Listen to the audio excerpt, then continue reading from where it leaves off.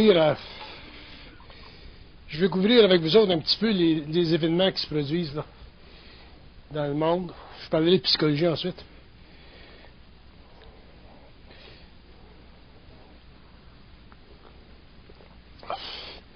Je vais vous donner mon point de vue. C'est pas nécessairement un point de vue que vous allez lire dans la presse.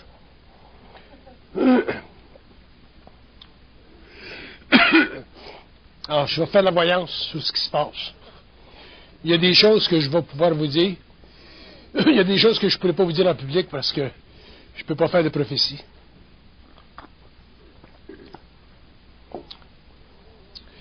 Mais ce qui est important que je vous dise, c'est pour vous permettre au moins de comprendre, les événements dans un cadre assez vaste pour que vous puissiez relaxer sur le plan psychologique. Les événements dans le monde aujourd'hui sont très, très importants à plusieurs niveaux. Au niveau mondial, ils sont importants parce qu'ils vont permettre de réorganiser les nations sur le plan politique. Vous savez très bien par expérience que les gouvernements n'ont pas de volonté politique. Un gouvernement, c'est une coalition d'hommes et de femmes qui pensent, mais toujours en relation ou en raison d'intérêts nationaux ou d'intérêts personnels ou d'intérêts ethniques ou d'intérêts religieux. Mais le paramètre ou le facteur d'intérêt entre toujours en cause dans la formation des politiques étrangères des différentes nations dans le monde. C'est pour ça que dans l'évolution de l'humanité, dans l'évolution des peuples, il est absolument nécessaire que les peuples, les nations, la terre, l'homme, la conscience humaine subissent des chocs qui souvent sont difficiles à comprendre sur le plan rationnel, mais des chocs qui, sur le plan occulte, sur le plan d'une conscience universelle, sur le plan d'une conscience plus vaste que la petite conscience de surface de l'homme, sont nécessaires pour amener l'homme à une réalisation plus profonde de son rôle, autant sur le plan individuel que sur le plan collectif, dans une société qui se développe extrêmement rapidement aujourd'hui. Les États-Unis aujourd'hui, l'Amérique, est une superpuissance. C'est-à-dire que l'Amérique a le pouvoir d'influencer politiquement, économiquement et militairement le monde. C'est le résultat naturel des forces accumulatives d'une très grande créativité basée sur le principe de la démocratie et aussi basée sur le principe de l'influx vers ses rivages des plus grands cerveaux dans le monde.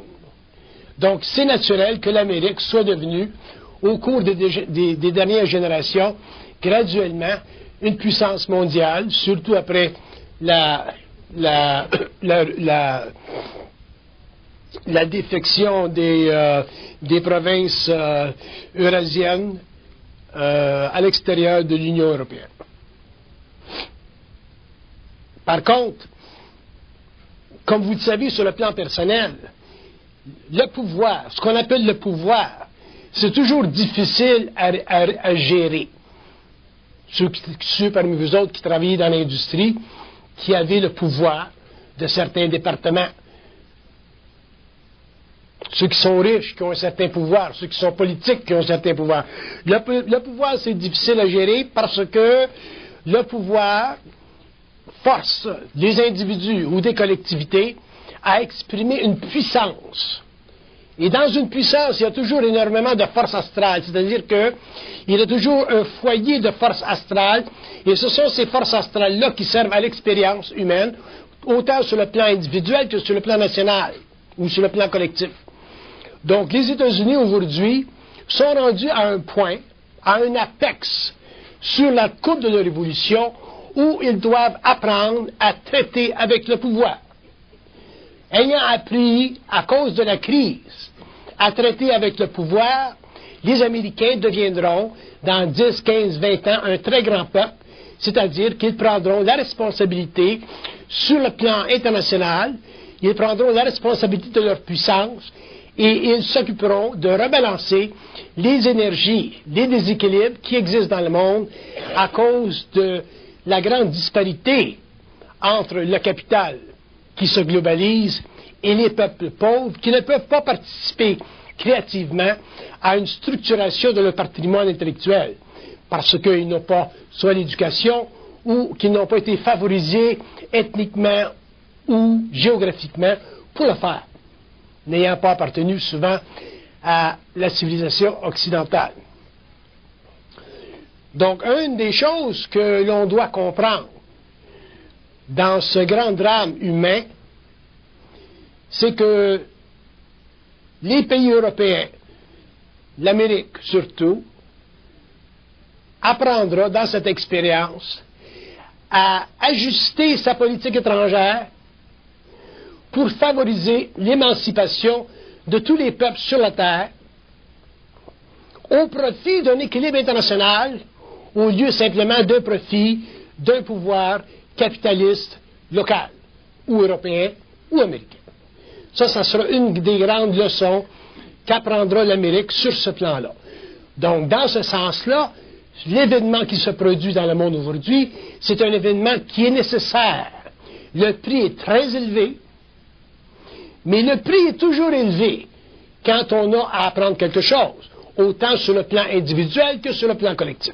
Vous savez très bien que dans vos vies personnelles, vous avez payé de grands prix à votre échelle pour apprendre quelque chose. Sur le plan des nations, c'est la même chose. Les Américains, l'Europe, doivent apprendre à travers le prix que l'Amérique aujourd'hui paie pour pouvoir éventuellement stabiliser les forces astrales qui sont à la base du conflit aujourd'hui dans le monde. Donc, un des principes que je veux mettre en relief, c'est que grande altération dans la politique étrangère de l'Amérique et de l'Europe. L'autre chose qui ressortira de ce conflit,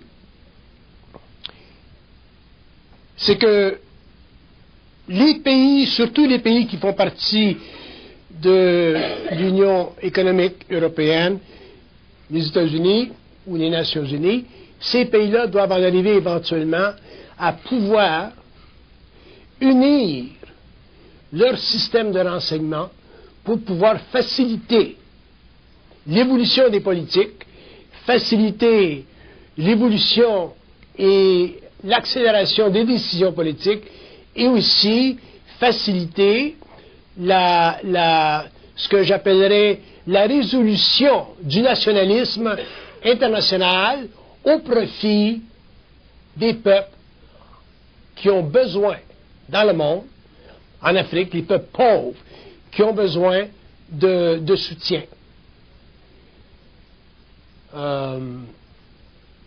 Il y a des nations, je ne vais pas nommer le nom, il y a des nations, d'ailleurs j'ai déjà nommé le nom, mais dans ce cas-ci je ne le ferai pas, il y a des nations qui ont joué la carte politique. Ils ont joué l'Amérique contre la Russie, l'Amérique contre la Chine, la Russie contre la Chine, et ça ce sont des nations européennes. Et il va falloir un jour que ceci cesse, parce que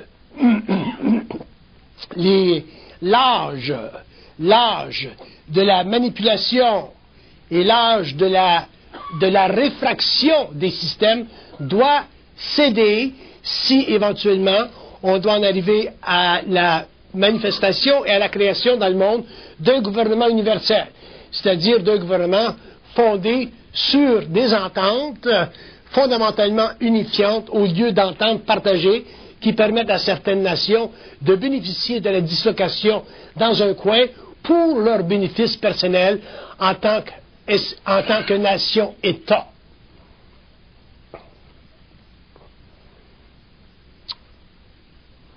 Donc, ces événements-là vont mener éventuellement à une très grande unification des mécanismes de communication entre l'Amérique, l'Europe, la Chine et la Russie. C'est pour ça encore que ça prend un événement de cet ordre-là pour le faire, parce que la politique nationale, la politique internationale a été trop longtemps fondée sur des mécanismes qui font partie du 19e siècle, du 18e siècle et du 17e siècle. Donc, il faudra qu'il y ait de grands changements à ce niveau-là, et c'est un choc comme ceci qui va le permettre. Pourquoi? Parce qu'un choc tel que celui qu'on connaît aujourd'hui, c'est un choc qui est irréconciliable avec la structuration architecturelle des peuples. Autrement dit, l'Amérique et l'Europe sont trop avancées sur le plan technologique et ne peuvent plus se protéger contre des attaques à partir de groupes ethniques qui ont une volonté féroce d'enfreindre le développement actuel de la puissance occidentale. Donc, les peuples qui font partie, ou les groupes terroristes, comme on l'appelle, qui sont aujourd'hui dans un mouvement d'affrontement avec l'Ouest, on bénéficie d'une asymétrie.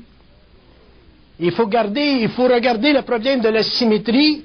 Il est tellement vaste, le problème d'asymétrie dans le conflit, que c'est la raison pour laquelle les peuples qui font partie des Nations Unies ont signé l'article 5 de la Charte des Nations. Parce que si un groupe terroriste, tribal, ethnique, peut utiliser les moyens de production d'une société technologique avancée comme l'Amérique et faire le dégât qu'ils ont fait, imaginez-vous qu'un groupe comme ceci, laissé à son développement pendant une autre génération, aurait développé des cellules et des couches de cellules tellement profondes que ce serait impossible à ce moment-là d'éliminer le terrorisme dans le monde et éventuellement la société technologique telle que nous la connaissons s'effondrerait parce qu'elle est trop fragile au déséquilibre. Vous avez 2 tours à New York qui ont été effondrées et déjà, à l'intérieur d'une semaine, le coût est de 105 milliards de dollars. Les économies nationales et internationales sont bouleversées. Les gens sont mis à la porte. On est plongé dans une récession et on ne connaît que le début de ce carnage des économies. On ne connaît que le début de cette plongée dans un abîme expérientiel qui fait partie de l'évolution de la Terre, de l'évolution des peuples et de l'évolution des nations. Et évidemment, dans tout ceci, vous entendrez à la télévision des opinions, à gauche et à droite, des opinions valables, comme des opinions un peu moins valables, mais il est très important pour l'homme, pour un homme qui a une certaine conscience, de savoir et de comprendre ce qui se passe en fonction d'un portrait qui est plus vaste pour pouvoir, sur le plan personnel, relaxer et en même temps savoir que nous vivons des événements qui sont au-delà de la simple composition psychologique, mais que ce sont des événements qui font partie de l'ordre du jour, que ce sont des événements qui ont même été prédits dans le passé par certains initiés et qui font partie de l'évolution de la Terre. Si l'homme apprend à regarder le portrait dans un contexte plus vaste que simplement l'information de tous les jours à la télé, à ce moment-là, il pourra voir éventuellement que tous les morceaux qui viennent s'ajouter à tous les jours à la télévision font partie d'un engramme beaucoup plus vaste, nécessaire, et qui éventuellement ouvrira dans le monde cette grande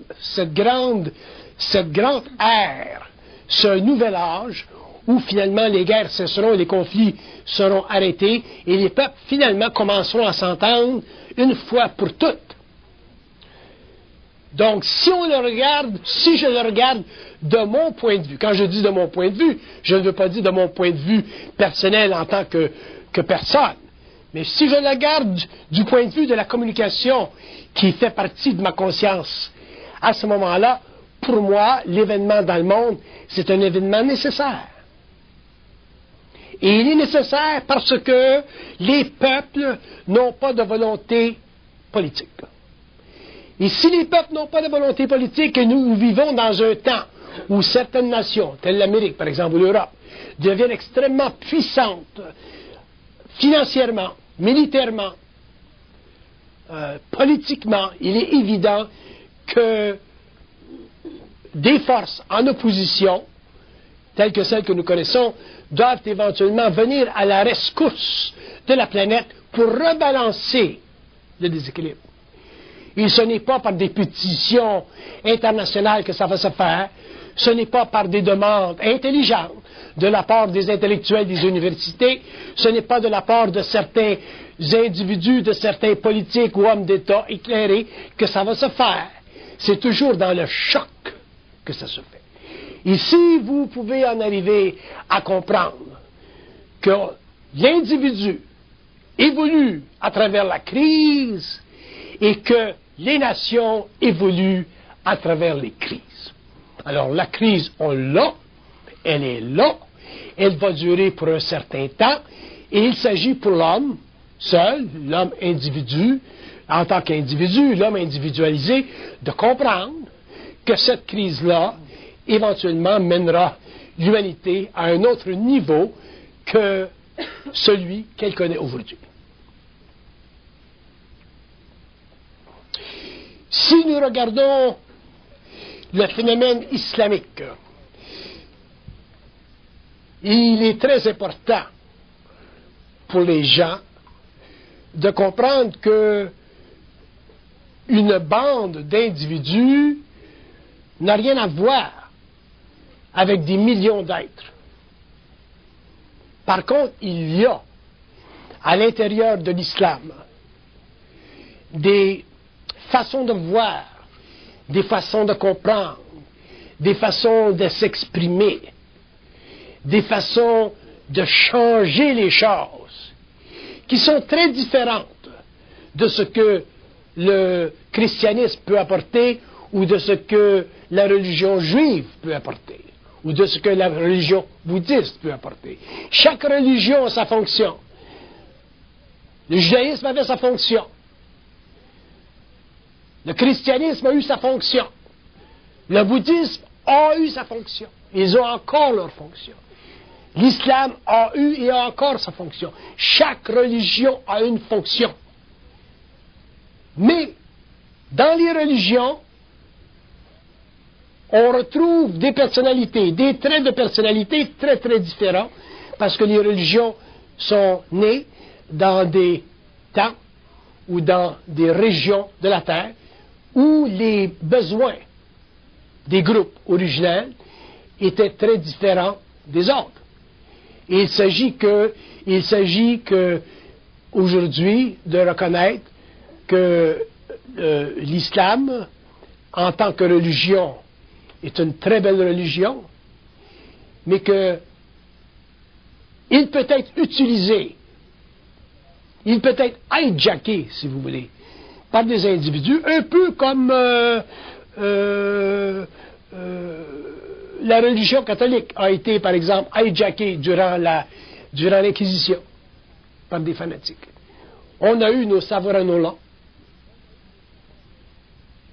Alors, on ne peut pas se permettre de pointer à l'islam. On ne peut pas se permettre de faire la guerre à la religion, mais on peut se permettre d'éliminer des individus qui utilisent des religions pour faire la guerre à la civilisation. Et c'est ce qui va se produire. J'ai toujours dit dans le passé, don't fuck with the Americans. Autrement dit, on ne peut pas pousser une civilisation telle que l'Amérique à un mur et s'attendre à ce qu'elle ne réagisse pas, parce qu'il y a trop de puissance. Donc, l'Amérique va corriger ce qui s'est produit. Elle va prendre son temps parce que maintenant, elle a peur de faire des erreurs. Donc, elle est en coalition, elle écoute, elle commence à écouter. L'Amérique commence à écouter la France. L'Amérique commence à écouter même des chefs religieux islamiques. L'Amérique commence à écouter parce que finalement, on lui a enlevé l'impression d'être la forteresse intouchable. On a souvent parlé de la forteresse Amérique parce que l'Amérique était séparée de l'Europe par l'Atlantique, était séparée de l'Asie par le Pacifique, mais ce n'était pas réellement une forteresse. Maintenant, l'Amérique va devenir une forteresse, ça va devenir très très difficile pour des gens, des terroristes, même des gens normaux comme nous, d'aller, de sortir, ça va être plus difficile. L'Amérique deviendra une forteresse, et c'est nécessaire parce qu'elle doit se replier dans un sens sur elle-même et se protéger. Par contre, l'Amérique va commencer à écouter. Et le résultat de ce conflit, c'est que l'Amérique va commencer à écouter. Et quand vous avez une nation aussi puissante que l'Amérique, une nation qui est techniquement démocratique, ce n'est pas la Russie, à ce moment-là, on aura un jour une très grande Amérique, une très belle Amérique, une Amérique qui sera réellement démocratique dans le sens, pas simplement sur le plan européen ou sur le plan américain, mais sur le plan mondial. L'Amérique aidera l'Afrique, l'Amérique aidera l'Amérique du Sud, l'Amérique aidera l'Asie, l'Amérique aidera aussi l'Eurasie, et un jour nous pourrons voir se reconstituer comme on l'aurait voulu, le commerce international. On verra les hommes se promener d'un pays à un autre, et finalement, on verra que le temps est venu pour l'abattement des frontières nationales qui ont servi dans le passé à la création de politiques étrangères extrêmement aveuglantes, extrêmement aveugles, nécessitant un jour ou l'autre, à la fin du XXe siècle, le choc qui aujourd'hui fait partie de notre consternation.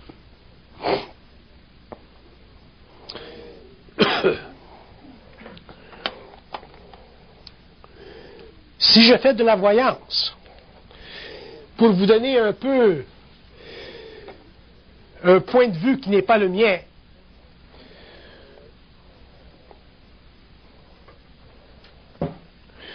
regardez ce que l'on dit.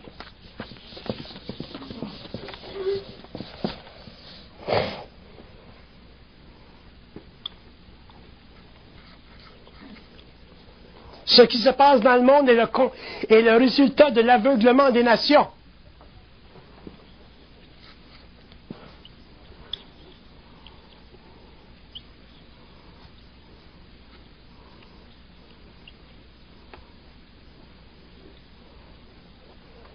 Ce qui se passe dans le monde est le véritable rejet de l'intelligence.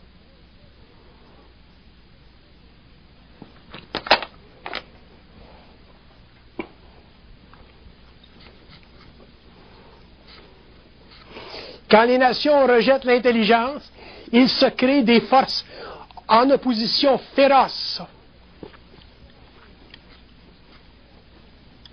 L'islam est simplement un outil de l'universel.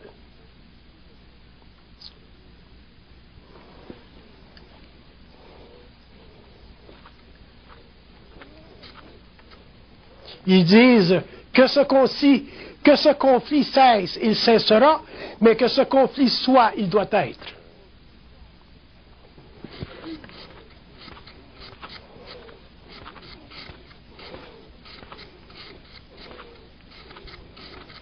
Il dit, apprenez à comprendre et à reconnaître les grands conflits, et vous apprendrez à reconnaître les grands âges.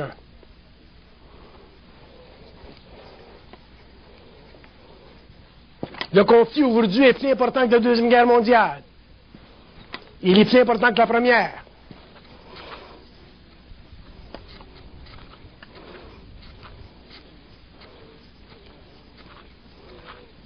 Parce qu'il ne fait pas partie des jeux idéologiques des principautés européennes.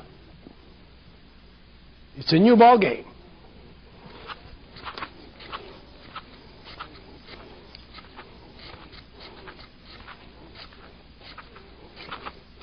L'Europe et l'Amérique devront s'ajuster à voir le monde.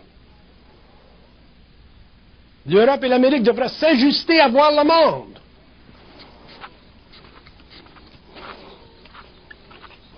Le monde ne peut plus être vu avec les politiques du 20e et du 19e siècle et du 17e siècle.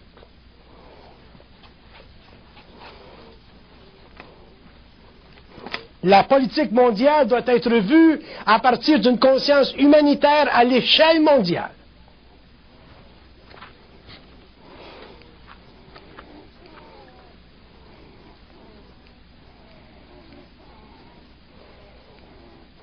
Il dit, vous devez commencer à regarder les peuples avec affection et non pas avec objection.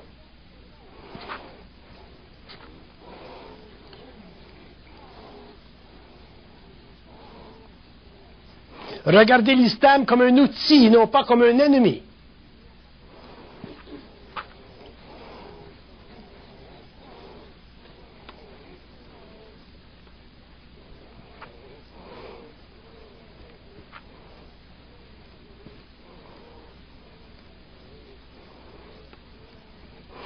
Regardez le terroriste comme étant un grand mal qui mènera à un grand bien.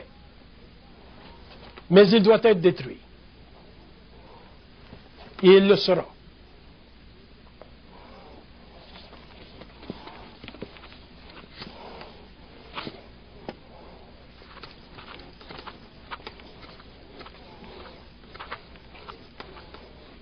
Comprendre la vie sur la terre nécessite une conscience plus vaste que la presse.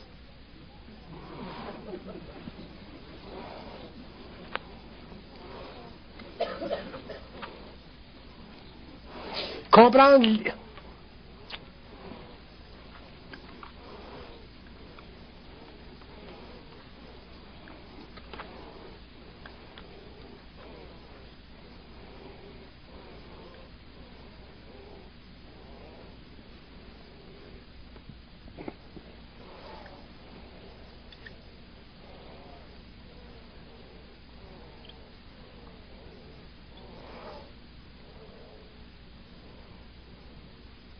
Comprendre la vie des nations demande une conscience libre de ses politiques. Il faut que l'homme un jour soit libre de la politique des nations pour comprendre la conscience des nations. Si on ne devient pas libre de la politique des nations, on ne pourra jamais comprendre les nations, parce qu'à ce moment-là, nous aurons des opinions façonnées, nous serons influencés, et ainsi de suite, et nous ne pourrons pas regarder à partir d'en haut ce qui se passe en bas.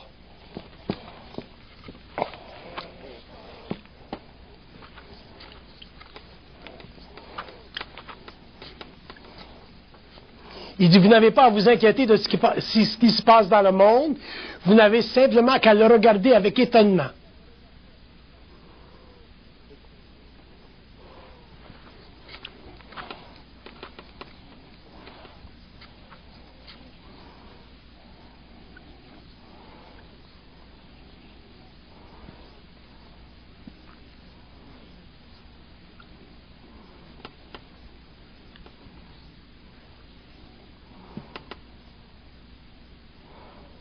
Et si vous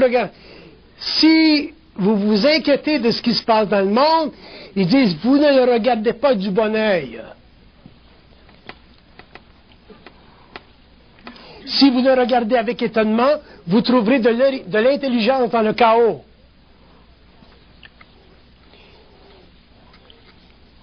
Et si vous regardez ici, vous n'aurez pas de traumatisme.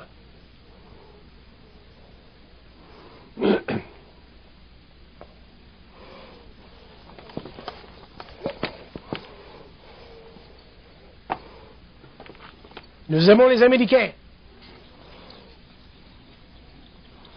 C'est un peuple de grande envergure. Mais c'est un peuple qui n'a pas la sagesse du pouvoir. Donc ils doivent apprendre. Comme tous les peuples doivent apprendre.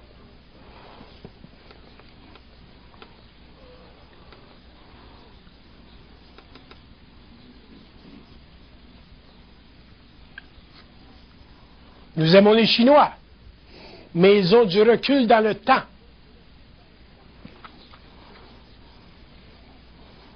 Ils doivent avancer dans la modernité et préférer l'amitié avec l'Ouest que la contestation au profit de leur soi-disant supériorité. Le temps de l'Empire céleste est fini.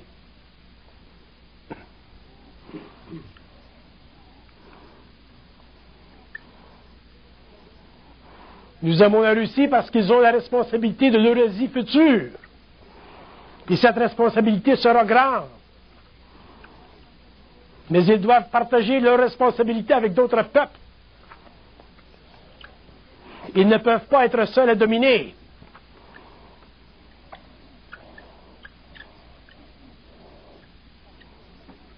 Parce qu'ils n'ont pas la science politique.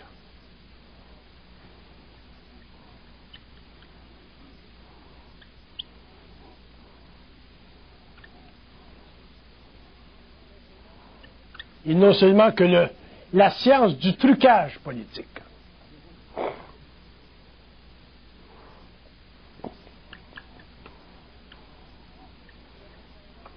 Nous aimons le Canada parce qu'il est bien.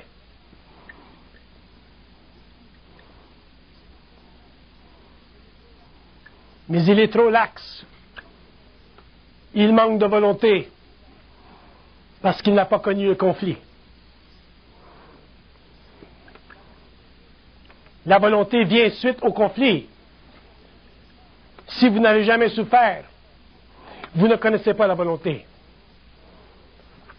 L'Amérique souffre aujourd'hui, elle connaîtra la volonté.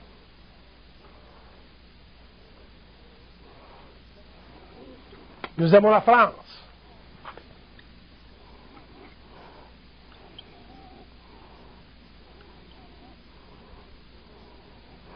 Mais elle ne peut plus jouer à l'hégémonie politique sur le plan idéationnel.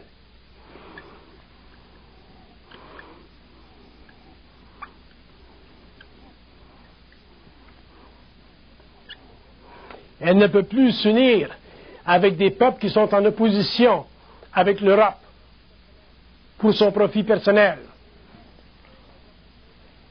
Elle doit être moins vaniteuse. L'âge de Talleyrand est fini.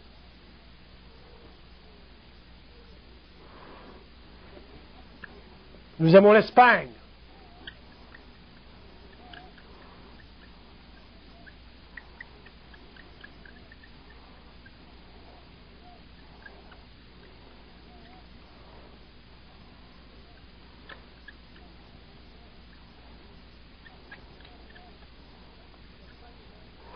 Mais l'Espagne est un poste avancé pour les éléments de troupes de l'Europe.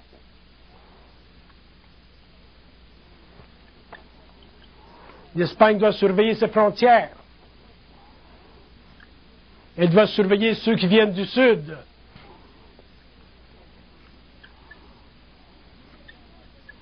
L'immigration, ce n'est pas un tout pour tout.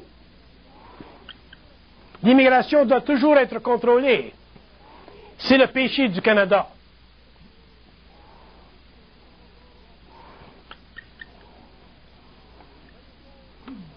Que les pauvres viennent vers vos rivages, c'est bien.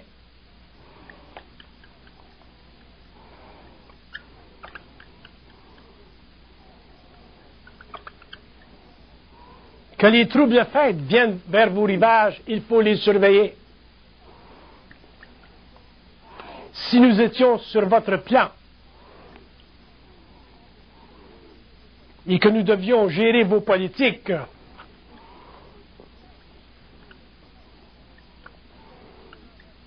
tout homme venant vers vos frontières et n'acceptant pas vos lois serait renvoyé dans son pays.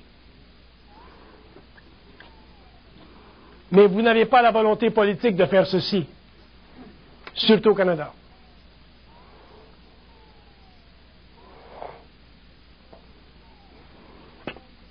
Aider les peuples pauvres, c'est une chose.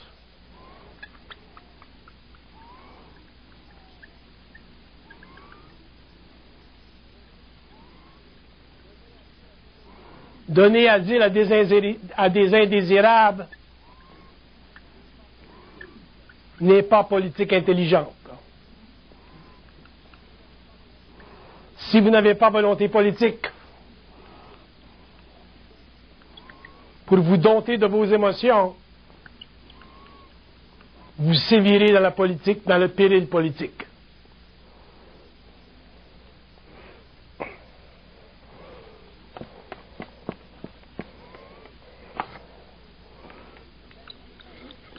La terre est une école.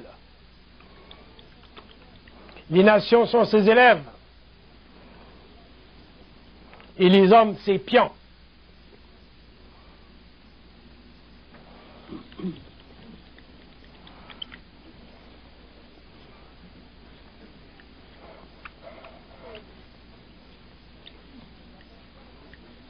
La conscience doit donner à l'homme la liberté d'être au-dessus des chaos.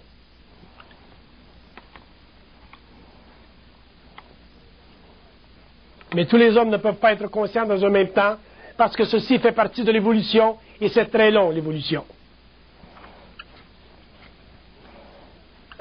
Nous essayons de vous faire comprendre certaines choses, pour vous mettre à l'abri de vos émotions.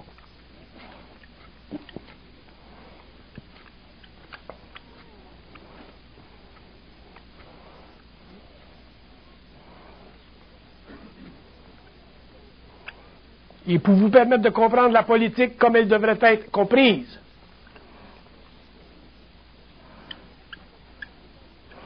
La politique est la science la plus importante d'après la psychologie.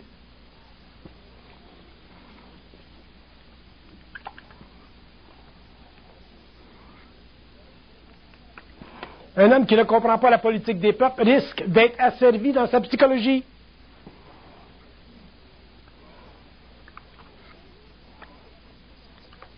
Parce que la politique a le pouvoir d'influencer la psychologie. À moins que l'homme soit dans son identité.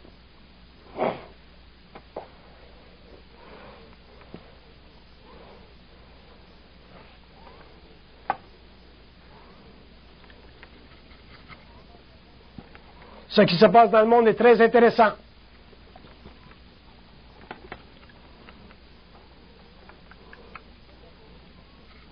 Regardez-les en fonction d'un nouvel équilibre.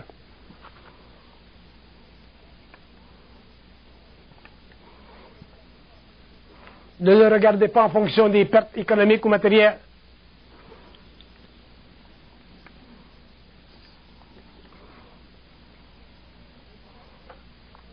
Les pertes sont simplement le prix à payer pour la levée d'un nouveau soleil.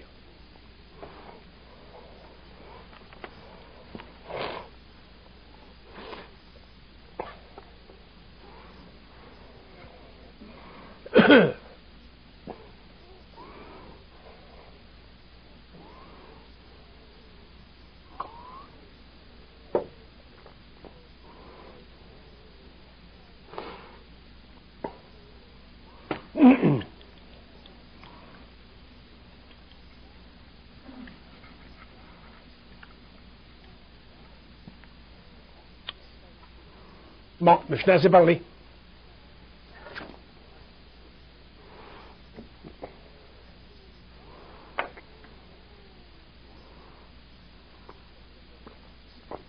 Ça vous donne mon point de vue.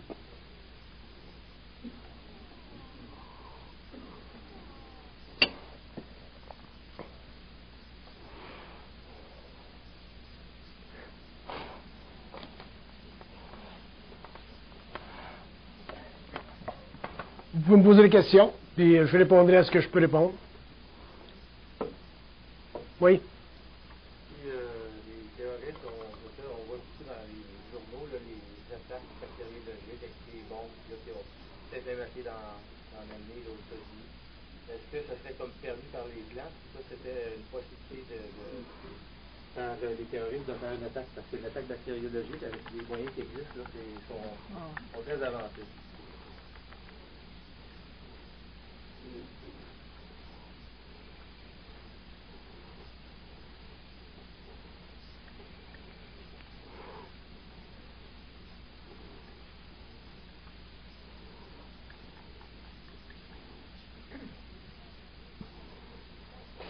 Ils disent qu'à partir des plans, ce qui se passe dans le monde, c'est sans importance pour eux. Pour eux, ce qui se passe dans le monde, c'est simplement un aspect des choses. Mais ce qui les concerne, c'est la conscience. Donc, techniquement, la civilisation pourrait être détruite. Il pourrait rester un petit nombre d'hommes dans le monde. Et la civilisation recommencera à une autre échelle. Les plans sont d'un autre temps, une autre dimension. c'est vaste. Ils connaissent l'avenir sur une base de milliers d'années. Donc, ce qui se passe au niveau purement technique ici, pour eux, ça ne les concerne pas. Ça fait partie du plan. Ça fait partie de la programmation de la Terre.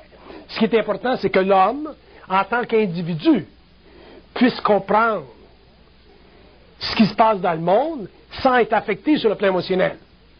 Ou être affecté le moins possible sur le plan émotionnel. Ça, c'est la raison, ou c'est la raison pour laquelle les plans peuvent nous éclairer. Sinon, ben, on est forcé de vivre ça en fonction de l'information. Là, on devient troublé, on devient émotivé, et là, on traumatise, et ainsi de suite. Et c'est pour ça que, d'ailleurs, que j'en parle de cette situation-là, en privé, pour pouvoir donner un cadre assez stable pour le comprendre d'une façon définitive. Alors, ce qui viendra se greffer, que ce soit du nucléaire ou que ce soit du bactériologique, c'est sans importance à partir des plans. Mais pour nous, en tant qu'individus, ça devient important si on ne s'implique pas émotivement dedans, mais qu'on le regarde à partir d'un plan qui est vaste. Question? Oui? Vous parlez de volonté d'action. Volonté quoi? Vous parlez de volonté. Oui?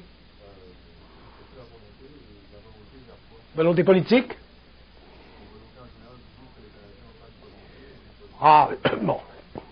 Je dis que les nations n'ont pas de volonté politique.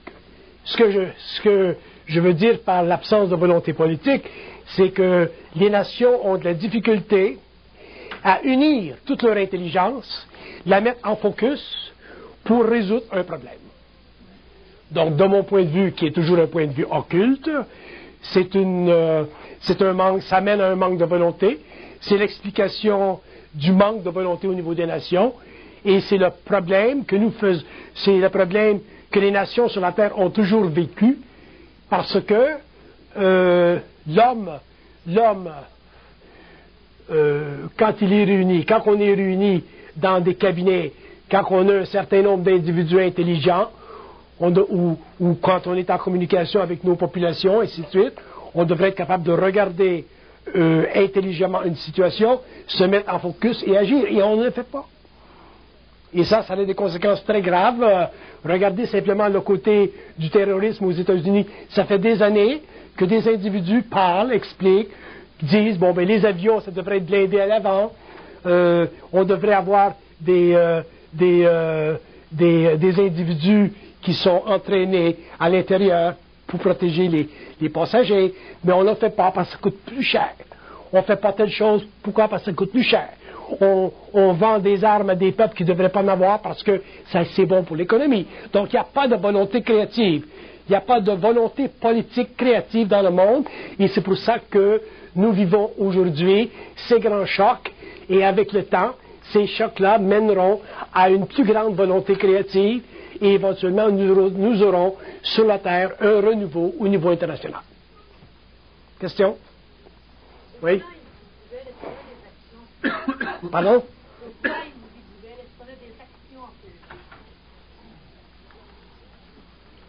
Sur le plan individuel, à moins que vous soyez Premier ministre, non. Question? C'est quoi ce qui se passe aujourd'hui, ça a plus d'importance que la Première et la Deuxième Guerre mondiale?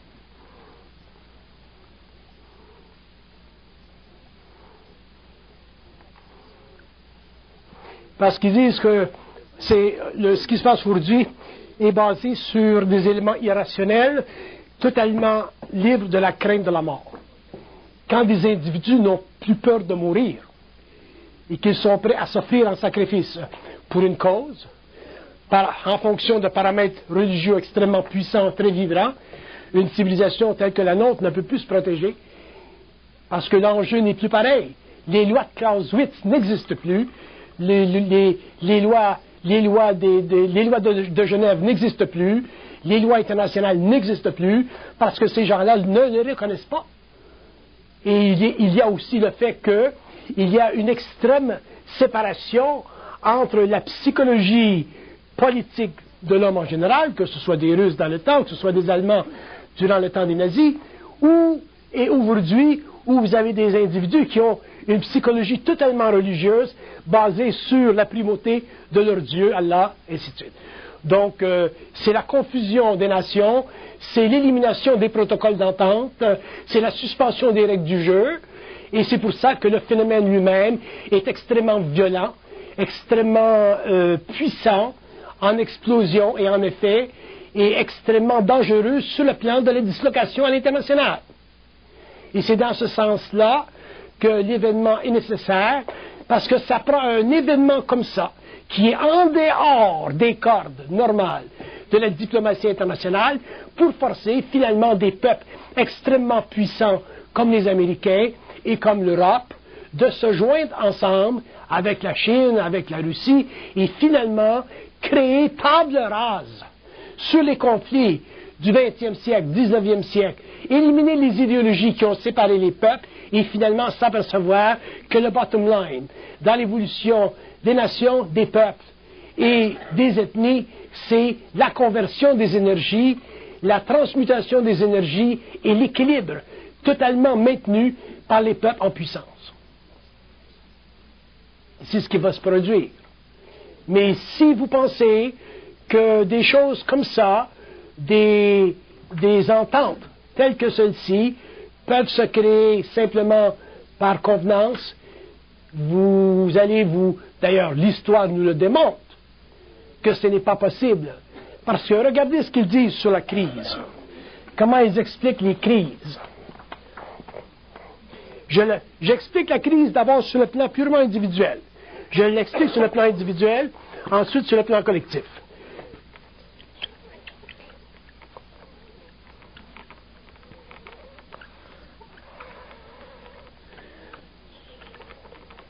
Il dit la crise sur le plan individuel confronte l'ego à une paralysie. L'ego vit une paralysie.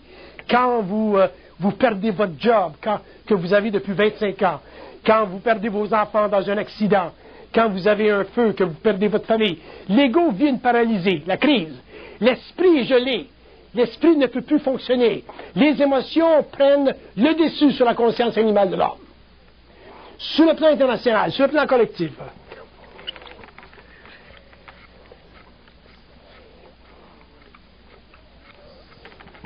Il dit, quand vous avez une crise telle que celle-ci, parce qu'ils font la distinction entre la Deuxième Guerre mondiale, la Première Guerre mondiale et celle-ci. Quand vous avez une crise telle que celle-ci, il dit, vous ne pouvez plus utiliser les éléments politiques comme vous faisiez auparavant. Donc, vous vivez une paralysie. Et la preuve qu'on vit une paralysie maintenant, c'est que les Américains doivent prendre beaucoup de temps pour régler le problème. Ils sont obligés d'aller à l'économie, la politique, le militaire, écouter, bâtir lentement, parce qu'ils ne peuvent plus faire la guerre comme ils l'ont fait par le passé. Autrement dit, la puissance américaine aujourd'hui ou la puissance européenne aujourd'hui ne peut plus servir comme elle le faisait auparavant. Pourquoi? Parce que l'échiquier a été changé. Donc la crise que nous vivons aujourd'hui, c'est une crise totalement nouvelle. C'est un phénomène anormal qui nous amène au niveau international, au niveau de la politique, au niveau de l'écriture dans les journaux, à crier ou à interpeller la chose comme étant monstrueuse. Effectivement, elle est monstrueuse quand on le regarde d'un point de vue de nos valeurs humaines. Mais sur le plan cosmique, sur le plan de la programmation de la Terre, sur le plan des grands événements qui peuvent avoir été vus même par Nostradamus, on voit que tout est écrit, que l'humanité doit vivre des choses, parce que l'humanité, dans son inconscience, ne peut pas se corriger d'elle-même, à moins d'être paralysée dans son jugement par rapport à des événements qui suspendent temporairement son intelligence à cause de la puissance des émotions. C'est ce qui se produit. Question? Oui. Bon, c'est une bonne question.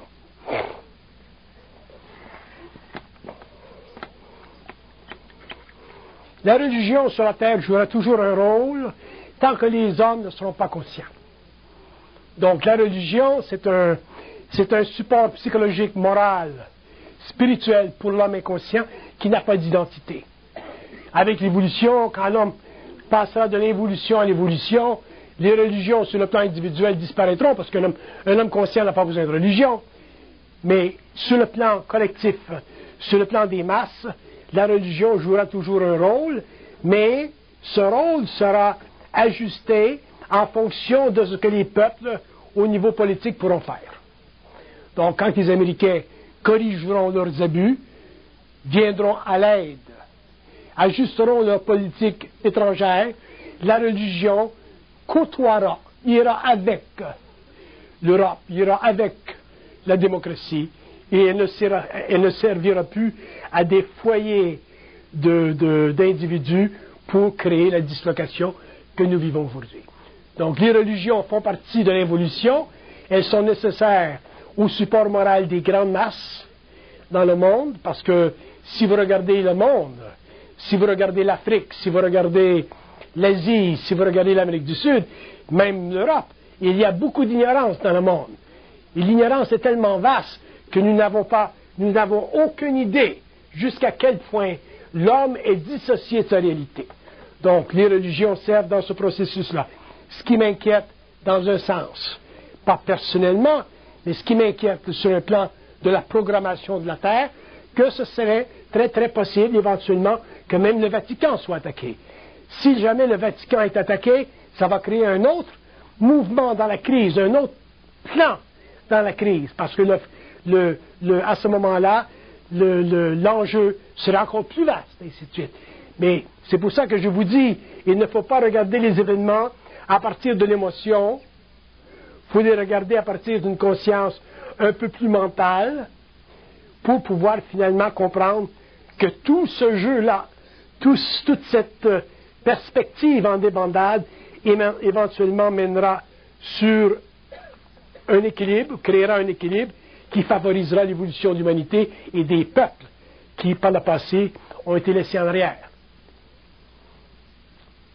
Oui. Maintenant, est-ce qu'on pourrait dire que ce conflit, même s'il y a quelques milliers de morts, il y en a plusieurs autres, va servir à protéger le monde d'avoir moins de morts, éventuellement, celle qui est arrivée à Hiroshima et Nagasaki, par exemple, puisque là-bas, les deux bombes atomiques ont fait la finalisation de la guerre. Si ça n'avait pas été de ça, on estime qu'il y aurait eu beaucoup de morts, beaucoup plus de morts qui seraient occasionnées par la suite.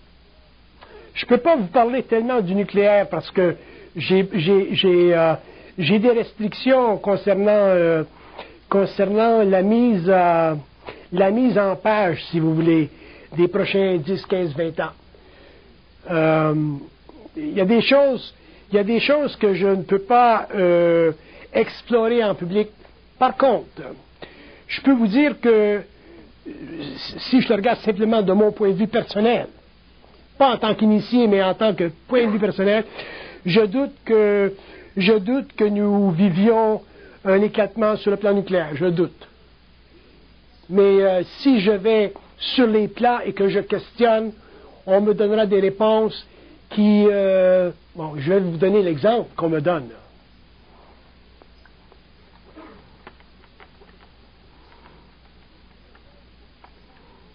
Ils disent qu'ils ne peuvent parler des tragédies seulement qu'après la tragédie, pas avant la tragédie.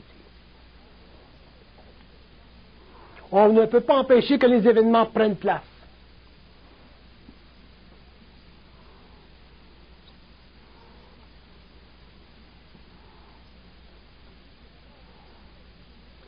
Ils disent que Bernard de Montréal ne peut pas être utilisé comme voyant. Parce qu'ils disent, même quand vous avez de la voyance, ça ne change rien. Regardez Nostradamus.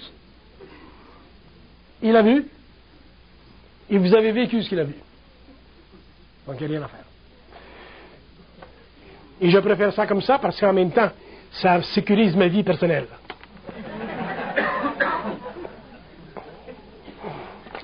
Vous vous imaginez prendre de l'Internet et envoyer un email au FBI et dire, bon, ben écoutez, là, mardi... Ensuite, je vais dire, bon, c'était en haut qu'on m'a dit ça. J'ai compris ça depuis longtemps. J'ai pas cette illusion-là. Mais je vais répondre à vos questions aussi loin que je peux aller. D'autres questions, oui? Celui que sa fille, c'est sa faute. Est-ce qu'il est conscient que c'est nécessaire de faire ça? Non. Non, ça fait partie de ses convictions. Puis, quand ces hommes-là sont extrêmement possédés par des forces astrales très puissantes. Et puis, ils font partie de l'histoire. Très puissantes. Oui? Le niveau de protection est un peu semblable à ce qu'Hitler disait dans la Deuxième Guerre mondiale. Lui dit qu'il y a un autre niveau de protection dans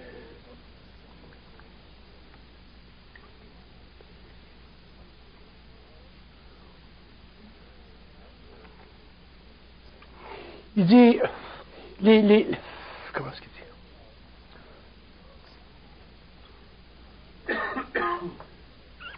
Je vous le donne au fur et à mesure. Les possessions sont individuelles, mais elles servent toutes à faire réaliser que l'homme n'est pas aussi intelligent qu'il pense. Oui?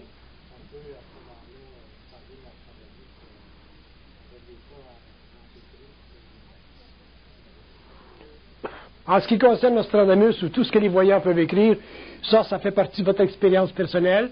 Vous devez les déchiffrer comme vous pouvez, dépendant de votre niveau de conscience. C'est très, très personnel, ces choses-là. Très personnel.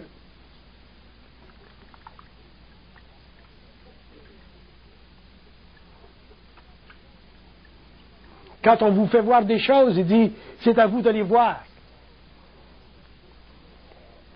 Alors, c'est très personnel. Moi, je peux regarder Nostradamus et voir ce que je veux dedans. Je peux voir des choses que les gens ne voient pas. Ou je peux voir des choses que les gens voient et que moi, je ne vois pas. Ça dépend de...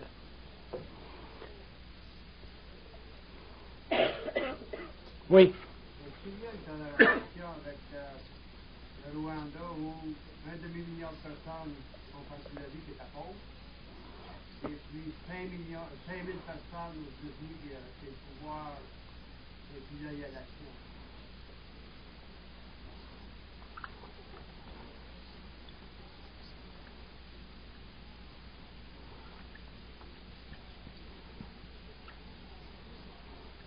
Ils disent que vous pouvez faire les corrélations que vous voulez au niveau des chiffres.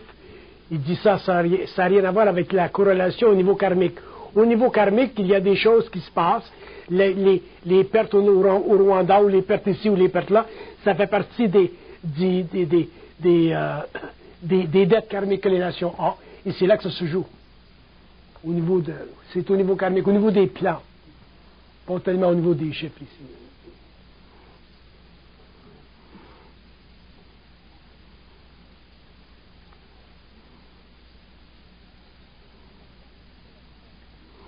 Ils disent au Rwanda, c'est plutôt la déconfiture de la politique de colonisation des Européens qui est la cause.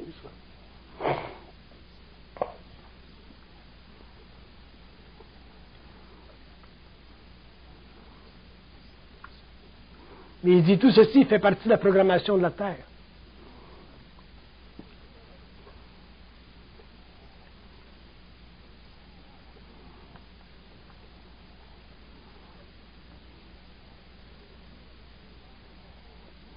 Il dit, pour nous, la Terre est un jardin, donc là où il y a conflit, il y a éventuellement avancement. Fait que c'est pas... Regardez le conflit qu'on a eu la Deuxième Guerre mondiale, l'avancement, c'est toujours la même chose. Napoléon, l'avancement au niveau féodal. Les conflits mènent toujours à l'avancement.